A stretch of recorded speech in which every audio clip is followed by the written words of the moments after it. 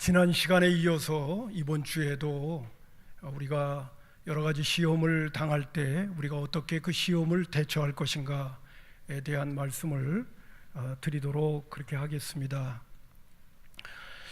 야고보 선생님은 여러 가지 시험이 우리에게 찾아오면 그것을 온전히 기쁘게 여기라고 권면을 해주셨습니다. 참 여러 가지 시험을 만난다고 하는 것과 기쁨하고는 상극의 단어인데 야고보 선생님은 시험이 찾아오면 그것을 온전히 기쁘게 여기는 사람들이 되라고 하는 권면의 말씀으로 시험을 어떻게 대처할 것인가를 말씀을 해주셨어요. 근데 그 고통스럽고 힘들고 어려운 시험을 온전히 기쁘게 여기라고 하는 말씀의 이유는 그 시험이 하나님이 허락하셔서 오늘도 살아계셔 역사하시는 하나님이 그것을 막아주실 수도 있는데 그것을 허락하셨다고 하는 것은 거기에는 하나님의 섭리와 뜻이 있기 때문에 그런 거죠. 그래서 야고보 선생님은 그 시험이라고 하는 것을 또 시련이라는 단어로 쓰고 있는데 믿음의 시련이다 이렇게 말해주고 있습니다. 예수 믿는 그리스도인들은 우리의 삶 속에 주어지는 그러한 시련과 시험, 어려움들의 문제를 믿음의 눈으로 바라봐야 된다. 믿음의 눈으로 바라볼 적에는 하나님께서 그런 시험의 문제를 허락해 줬다는 것은 거기는 하나님의 뜻이 있고 그 시험의 문제를 잘 극복하고 통과하게 되면 우리에게 정말 엄청난 유익이 찾아오는 그 결과를 우리 주님은 알고 계시기 때문에 우리는 그런 믿음의 눈으로 그 시험을 바라보게 되면 기뻐할 수 있지 않겠느냐 하는 그런 말씀을 해주셨습니다. 뿐만 아니라 하나밖에 없는 외아들을 우리를 위하여 주신 하나님이십니다. 우리를 끔찍히 사랑하시고 우리를 정말 대단하게 사랑하시는 그분이 우리에게 때로는 우리가 원치 않는 시련과 어려움을 허락하셨다는 것은 그게 우리에게 유익하니까 아주 중요한 그 열매의 결과를 가져다 주니까 하나님 허락하신 거니까 하나님을 신뢰하면서 기쁨으로 나아가자 하는 그런 말씀을 지난 시간에 드렸죠. 우리가 여러 가지 시험을 통해서 잘 그것을 믿음으로 극복하게 되어지면 우리에게 주어지는 결과가 두 가지가 있다고 말씀을 드렸어요. 하나는 인내의 성품을 갖게 되어지고 또 하나는 하나님이 우리를 부르신 부름의 목적인 온전한 그리스도인으로 우리가 자라게 되어지는 그러한 놀라운 유익이 우리에게 찾아오게 된다. 그것을 믿음으로 이렇게 우리가 내다보면서 오늘 기쁨으로 시험을 대처하자. 그것이 야고보 선생님이 우리에게 주신 권면의 메시지였어요. 근데 이런 여러 가지 다양한 시험의 문제가 우리에게 찾아올 적에 그것을 우리의 마음가짐은 이제 기쁨으로 결과를 바라보면서 하나님을 신뢰하는 마음으로 기쁨으로 나아가는데 그 시험을 우리가 통과하는 과정 가운데는 반드시 하나님이 우리에게 주시는 은혜가 있다는 거예요. 그게 바로 뭐냐면 지혜라고 하는 것입니다.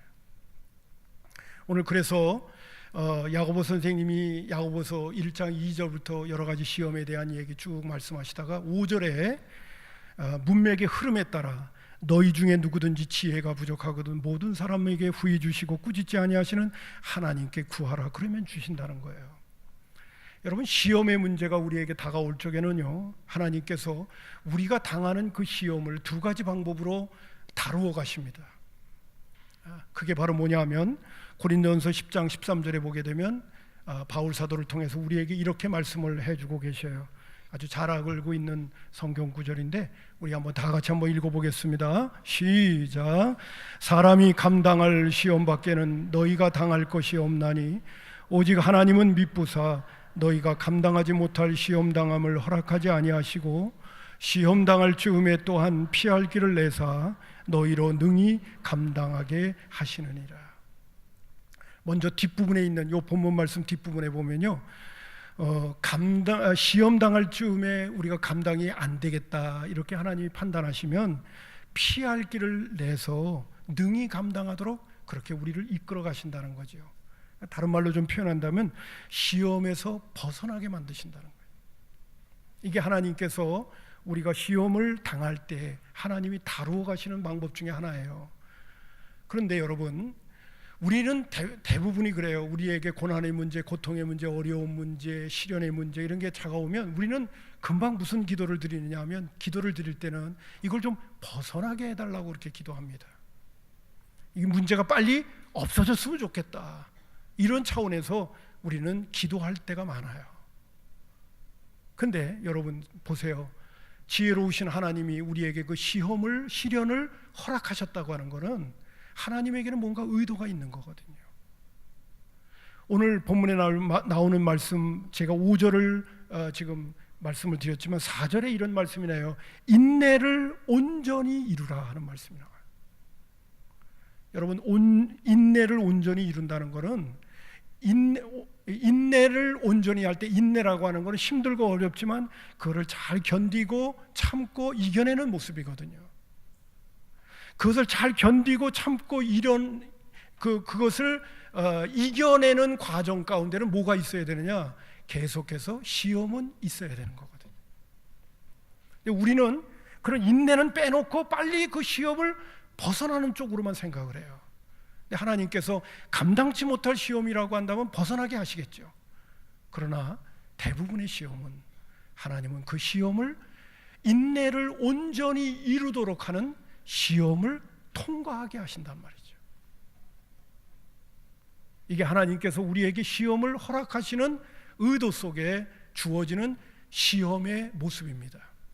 그래서 조금 전에도 제가 말씀드린 것처럼 고린도전서 10장 13절에 사람이 감당할 시험밖에는 너희가 당할 것이 없나니 오직 하나님은 미쁘라는 게 뭐냐면 믿을 만한 분이기 때문에 너희가 감당하지 못할 시험 당함을 허락하지 않는다는 거예요. 이게 하나님의 기본적인 생각이시고 우리를 이끌어 가시는 모습이에요. 그렇기 때문에 오늘 야고보 선생님도 우리에게 말할 때 뭐라고 그러냐면 인내를 온전히 이루라. 인내를 온전히 이루는 과정 가운데는 계속해서 무엇이 주어지느냐? 시험은 우리에게 계속해서 주어지고 있다는 것이죠. 그래서 하나님께서 오늘도 우리를 다루어 가실 때, 시험을 다루어 가실 때 시험을 벗어나는 쪽보다 시험을 통과하는 쪽으로 우리를 이끌어 가시고 다루실 때가 많아요. 왜?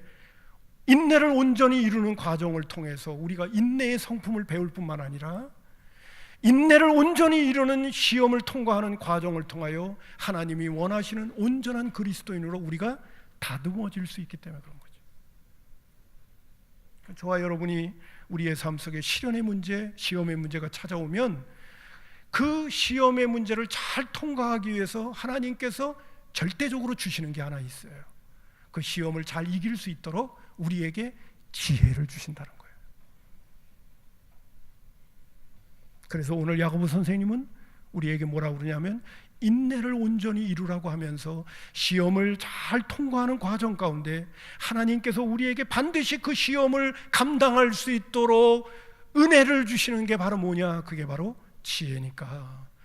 후히 주시고 꾸짖지 아니하신 하나님께 간절히 구해서 그 시험을 잘 통과할 수 있도록 지혜를 받는 하나님의 사람들이 되라고 우리에게 권면해 주고 계시는 거예요. 여러분, 감당치 못할 시험이 되지 않도록 하기 위해서 하나님께서 우리에게 필연적으로 주시려고 하는 게 바로 뭐냐? 그게 바로 지혜라는 것을 잊지 않으시기를 주님의 이름으로 축복합니다. 그러니까 우리가 하나님 앞에 기도할 때는요, 먼저는 벗어나기 위해서도 기도해야 되겠지만 그보다 더 중요한 것은 그때 하나님 앞에 지혜를 구해야 돼요. 그 지혜 속에는 이런 것이 있어요. 하나님, 나에게 왜 이런 어려움이 찾아왔는가요? 하나님, 왜 이런 어려움과 이 고난의 문제를 나에게 왜 허락하셨나요? 그리고 이 고난과 어려움의 문제를 어떻게 하나님이 주시는 지혜를 가지고 극복할 수 있을까요? 그것을 하나님 앞에 물으며 기도할 수 있어야 되죠.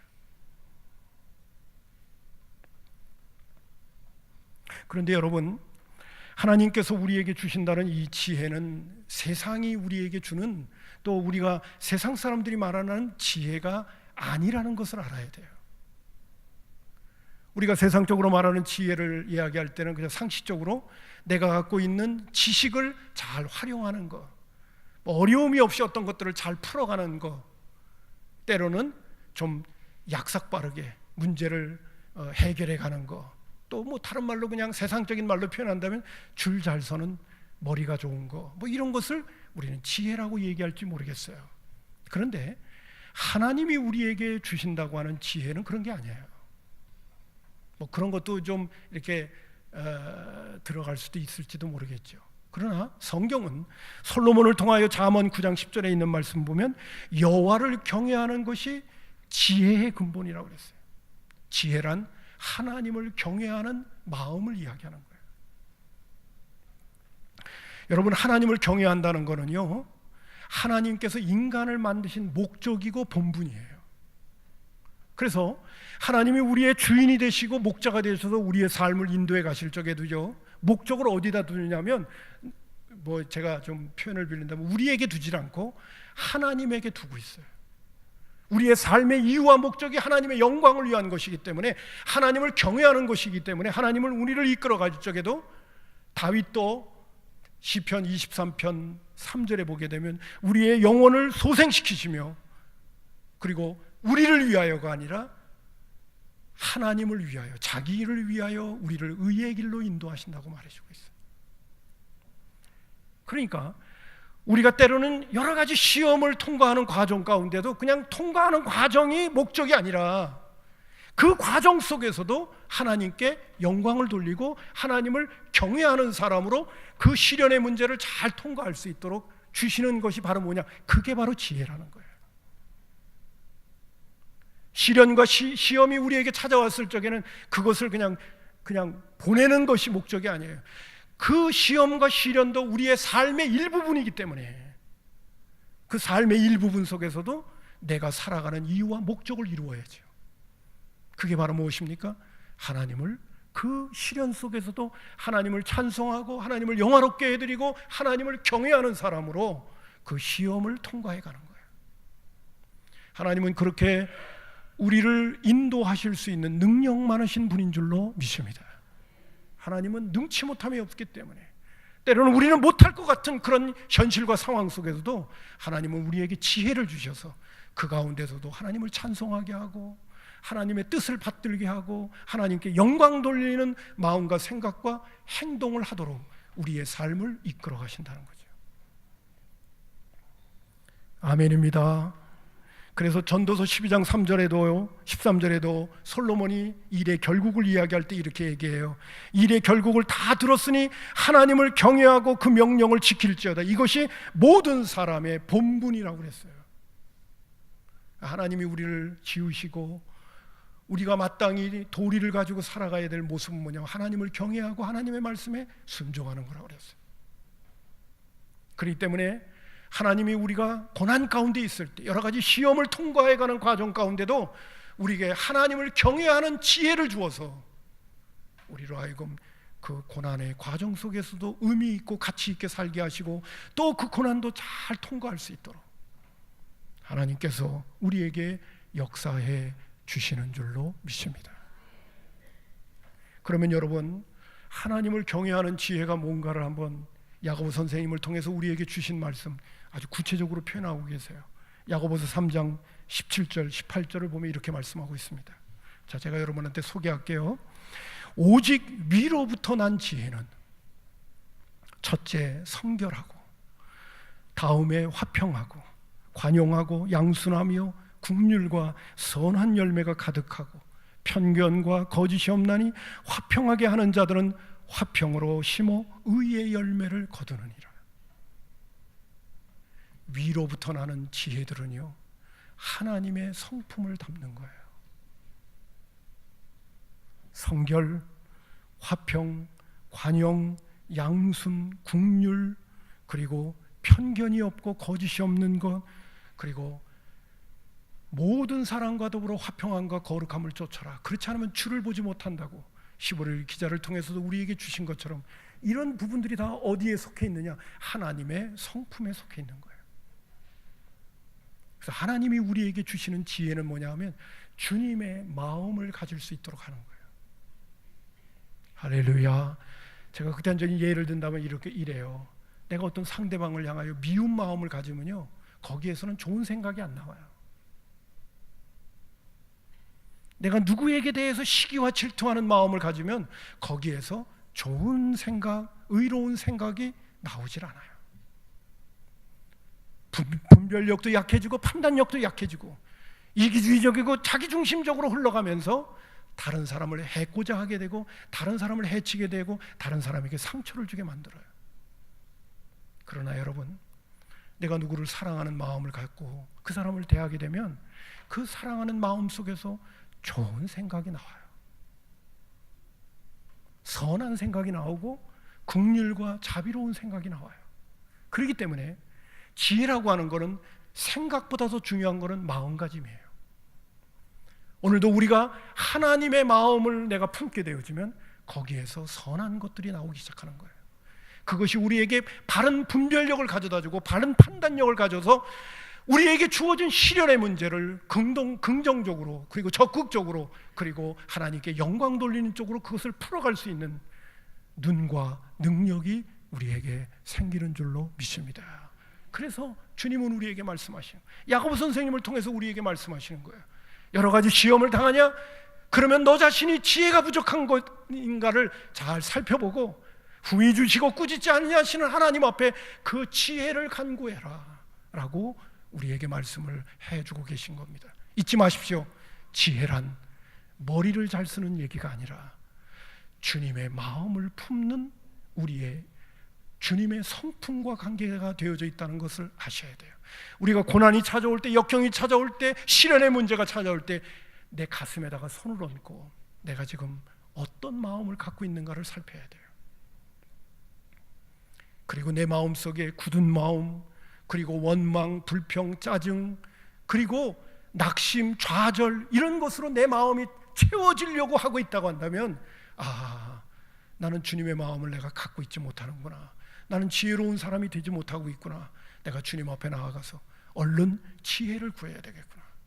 그런 마음으로 기도의 자리에 나아가야 되는 줄로 믿습니다.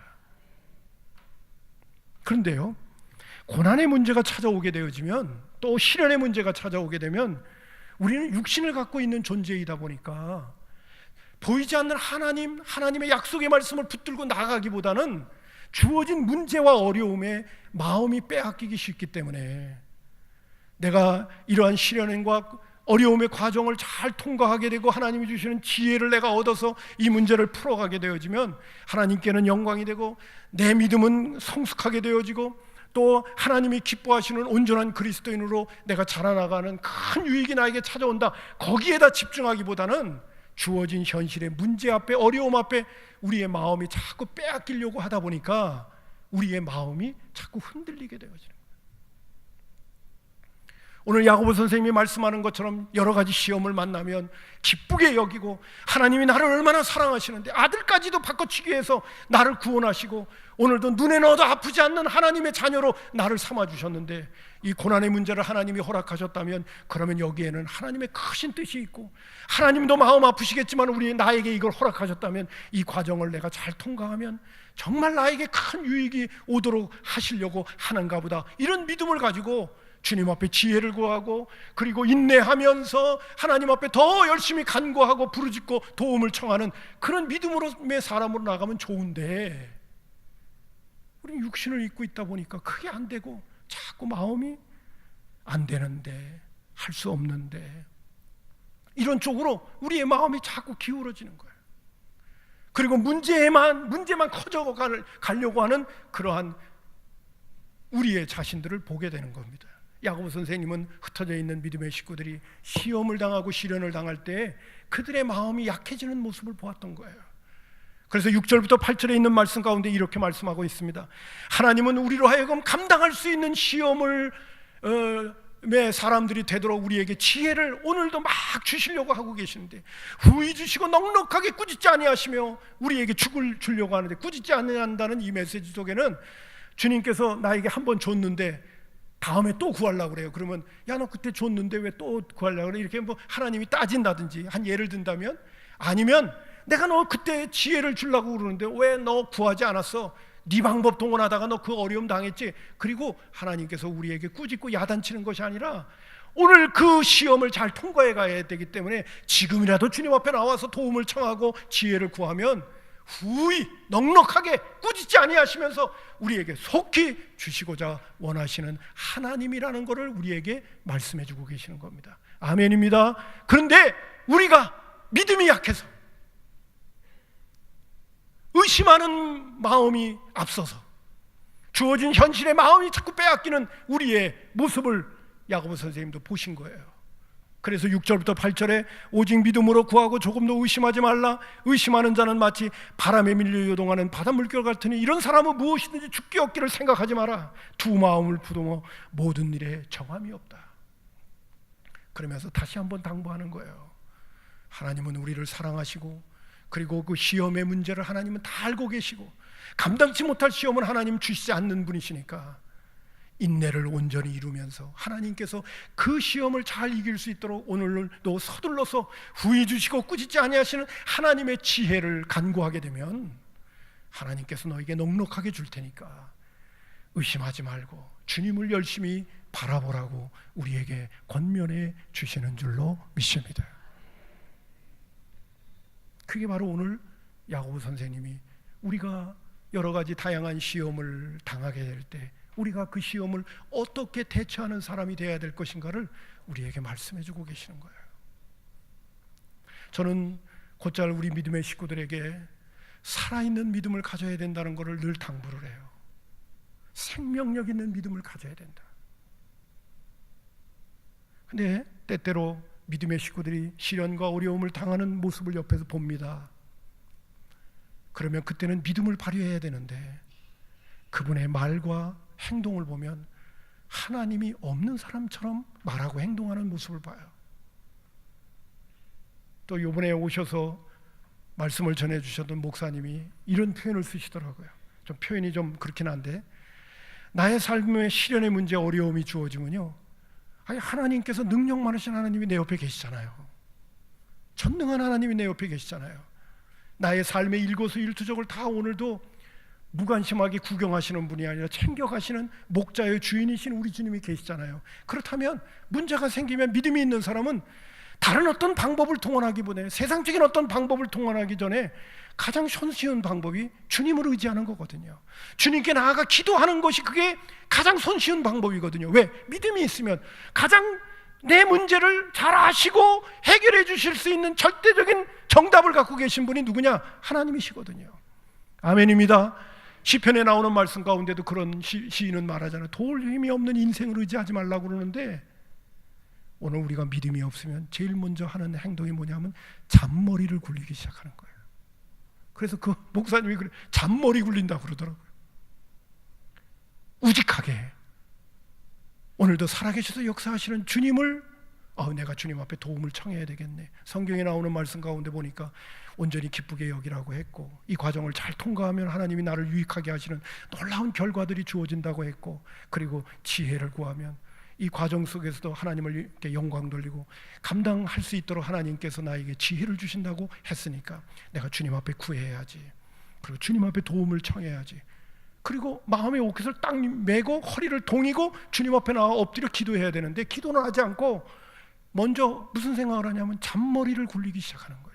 야, 이건 내가 누구한테 좀 도움을 청하면 될까? 그리고 이거는 좀 어떻게 해야 되나? 이것을 먼저 생각해요. 왜 그럴까요? 이유는 뭐냐? 내가 하나님이 살아계시다는 것을 믿는다고 하면서 안 믿는 거예요. 오늘날 예수를 믿노라 하면서도요, 하나님이 살아계심을 안 믿는 사람들이 생각보다 많습니다. 목사이기 때문에 더 잘 보여요. 그거는 직분과 상관없어요. 그가 시험과 시련이 찾아올 때 어떻게 반응하느냐에 따라 그 사람의 믿음이 평가나는 거예요. 저는 예전에 히브리서 11장이 믿음장이라고 그랬습니다. 근데 히브리서 11장 6절을 제가 곧잘 인용할 때가 많은데 믿음이 없이는 하나님을 기쁘시게 할 수 없다고 하면서 하나님께 나아가는 자는 먼저 믿음을 이야기할 때 제일 먼저 하는 얘기가 반드시 그가 계신 것을 믿어야 된다는 거예요. 반드시 그가 계신다는 걸 믿는다는 건 예수 믿는 사람들에게는 상식인데, 어쩌면 그거를 믿음이라고 우리에게 먼저 제시하고 있나 라고 생각했거든요. 근데 예수 믿노라 하면서도 그들의 말과 행동과 삶의 자리 속에서 하나님이 시퍼렇게 오늘도 살아계셔서 오늘도 역사하신다는 것을 안 믿는 사람들이 생각보다 많아요. 범사에 하나님을 인정하지 않는 사람들이 많아요. 뭐 그럴 수밖에 없죠. 왜? 눈에 보이지 않으니까. 내가 피부로 느낄 수 있는 그러한 영역에 있는 분이 아니니까. 당장 내 눈앞에 보여지고 느껴지고 감지되어지고 세상 사람들이 살아가는 상식적이고 경험적인 원리가 내 생활 속에 길들여져 있기 때문에 먼저 주님을 바라보질 않는 거예요. 제가 오늘도 여러분에게 이 말씀을 드리면서요, 나는 하나님이 살아계시다는 것을 정말 믿고 사나, 여러분 이 믿음만 제대로 가지면요, 죽음 너머의 세계, 영원한 하늘나라까지도 다 해결나는 거예요. 근데 어떤 사람은 예수 믿고 잘 살았다는데 죽음 앞에서 믿음 없는 사람처럼 반응해요. 왜 그럴까요? 평소에도 안 믿었다는 거예요. 여러분 꼭 잊지 마십시오. 나는 죽음이 나에게 찾아올 때 나는 어떻게 반응할까를 미리 한번 상상 좀 해보세요. 죽음이 내가 내 눈앞에 왔다. 요새도 뭐 금방 하면 뭐 암 얘기도 금방 나오잖아요. 죽음이 내 앞에 딱 찾아왔다. 나는 이 죽음 앞에서 어떻게 반응할까? 한번 생각을 해보세요. 그냥 막연하게 그렇게 생각하지 마시고, 죽음이 나한테 딱 찾아오면 나는 어떻게 반응할까? 최소한 우리 마음속에 영원한 하늘나라가 이렇게 조금씩 보여져야 돼요. 하나님이 준비하신 새하늘과 새 땅이 나에게 이렇게 그려져야 돼요. 지금이라도 주님 나 부르시면 내가 그 나라 들어가서 살아야지 하는 그러한 사모하는 마음과, 그리고 그 나라에 대한 소망과 즐거움이 내 안에서 일어나야 돼요. 여러분 아무리 바쁘고 분주하고 피곤하게 살고 있는 현실이지만은 죽음은 멀리 있지 않아요. 가까이 있어요. 그렇다면 내 믿음의 현주소를 잘 점검하려면 내가 죽음이 내 앞에 딱 다가오면 내가 어떻게 반응할까를 생각을 하셔야 돼요. 그 부분에 대해서 하나님의 말씀대로 내가 반응할 수 있는 그러한 역량과 능력이 있다면 정말 은혜 받은 사람이에요. 근데 그것이 아직도 나에게는 피상적이고 막연하고 두려움이 밀려오고, 그리고 어쩌나 싶은 마음이 밀려오고 미래가 막연하게 보이는 분이 있다고 한다면 지금부터 신앙생활 다시 해야 돼요. 큰일 났어요. 큰일 나는 거예요. 주님이 복음의 가장 중요한 핵심적인 능력은요, 우리가 죽음 앞에 설 때 어떻게 반응하느냐, 이게 가장 중요한 복음의 핵심이에요. 인생의 가장 큰 문제도 죽음이기 때문에 그런 거예요. 그 문제를 오늘도 살아있는 믿음으로 풀어낼 줄 아는 말씀의 사람이라면 오늘 나의 삶 속에 주어지는 여러 가지 시험, 그렇게 큰 문제처럼 다가오지 않아요. 무엇이 있기 때문에? 믿음이 있기 때문에. 오늘도 살아계셔서 역사하시는 주님이 나와 함께 계시다는 것을 믿기 때문에 결코 낙심하지 않아요. 이 문제도 하나님께서 풀어갈 수 있는 절대적인 능력이 주님의 지혜 속에 있다는 것을 믿어요. 할렐루야. 그렇기 때문에 히브리 기자가 히브리서 11장에도 살아있는 믿음의 첫 번째 원리가 뭐냐? 반드시 그가 계신 것과예요. 나는 우리 성산의 가족들이 강단에서 이렇게 외치고 있는데도 오늘도 그분이 반드시 살아계셔서 역사하신다는 것을 믿지 못한다면 정말 아쉬울 것 같아요. 하나님 살아계심을 정말 믿으시기를 주님의 이름으로 축복합니다. 그러면 문제가 생기면 먼저 그분에게로 나가는 거예요. 그분에게 가는 거예요. 그리고 그분에게 도움을 청하는 거예요. 가장 완전한 돕는 자예요. 그렇기 때문에 시련이 찾아오게 되면 제일 먼저 하는 게 뭘까요? 기도하는 거예요. 잔머리 굴리지 않고. 근데 너무 많은 사람들이 오늘도 이렇게 믿음이 약해지니까 잔머리 굴리는 신앙생활을 하고 있어요. 여러분, 그런 분들이 한 분도 없기를 주님의 이름으로 축복합니다. 5절로 다시 돌아갈게요. 여러 가지 시험을 만날 때 너희 중에 누구든지 지혜가 부족하거든 모든 사람에게 후히 주시고 꾸짖지 아니하시는 하나님께 구하라. 제가 좀 표현을 더 세게 할까요? 그러면 반드시 주시리라. 왜요? 감당하지 못할 시험은 우리에게 허락하지 않기 때문에. 하나님은 반드시 주게끔 돼 있어요. 그것도 넉넉하게 꾸짖지 아니하시고 언제든지 주님 앞에 나와 도움을 청하면 그분은 우리에게 후히 그리고 꾸짖지 아니하시고 반드시 주시는 분이 우리 주님이신 줄로 믿습니다. 저는 이 예화를 참 감동으로 옛날에도 듣고 요새도 이렇게 들으면요 마음속에 울림이 되어져요. 어떤 사람이 꿈에 주님을 이제 만나게 되어졌다죠. 주님을 만났더니 그 모래 위에 두 발자국 알잖아요. 여러분도 잘 아시는 것처럼 내 인생의 그 걸음걸이가 모래 위에 발자국이 있어요. 두 발자국이 있어요.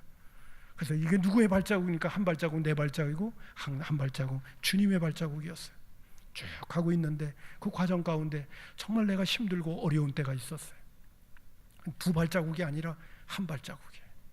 예수님 앞에 묻습니다. 주님, 평소에는 주님이 나와 함께 동행하셨는데 정말 내가 내 인생을 살아가는데 시련과 어려움 때문에 정말 힘들고 어려울 때는 왜 두 발자국이 아니라 한 발자국입니까? 왜 나를 떠나셨습니까? 라고 물었대죠. 그랬더니 주님이 하시는 말씀이 야, 그게 네 발자국이 아니라 내 발자국이란다. 내가 너가 너무 힘들어해서 너를 업고 걸었느니라.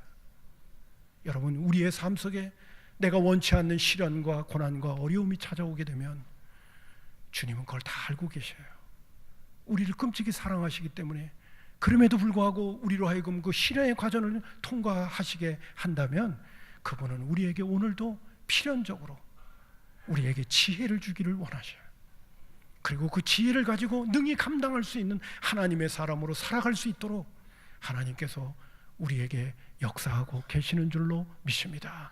그렇기 때문에 잊지 마시고 또 주어진 현실에 있는 문제에만 마음 빼앗기지 마시고 오늘도 위로 하늘을 바라보면서 하나님께서 오늘도 후히 주시고 꾸짖지 아니하시는 하늘의 지혜를 받아서 오늘도 여러분의 삶의 문제를 지혜롭게 풀어가는 하나님의 사람들 될 수 있기를 주님의 이름으로 축복합니다. 할렐루야. 이것을 풀어가면요 나한테도 엄청난 유익이 올 뿐만이 아니라 제일 먼저 유익을 얻는 사람들이 내 주변에 있다면 내 자녀들이에요. 내 자녀들이 인생을 살아가는 지름길을 알게 되는 거예요. 야, 우리 엄마 아버지가 그 어려움을 당하시는데 하나님 앞에 엎드려 기도하면서 지혜를 구했더니 하나님 하시는 일, 이야 참 놀랍다. 그러면 우리 주변에 있는 자녀들이 먼저 인생 살아가는 비결을 배워가는 거예요. 그리고 우리 주변에 믿음이 연약한 식구들이 내가 어떻게 신앙생활 했는지를 보면서 나도 저렇게 살아가야지. 하나님 오늘도 살아서 역사하시는구나. 이것을 보면서 함께 믿음의 걸음걸이를 힘있게 걸어갈 수 있도록 그렇게 역사하시는 줄로 믿습니다. 여러분, 고난 가운데 있는 분이 있습니까? 시련 속에서 오늘도 한숨 쉬고 있는 분이 있습니까? 하나님이 오늘도 지혜로 우리에게 다가오고 계시다는 걸 꼭 믿고 주님의 약속 붙들고 주님의 사랑을 의지하면서 오늘도 주님 앞에 나아가 꼭 지혜의 은혜를 통해 역사를 이루어가는 귀한 믿음의 주인공들이 다 될 수 있기를 주님의 이름으로 축원합니다. 기도하겠습니다.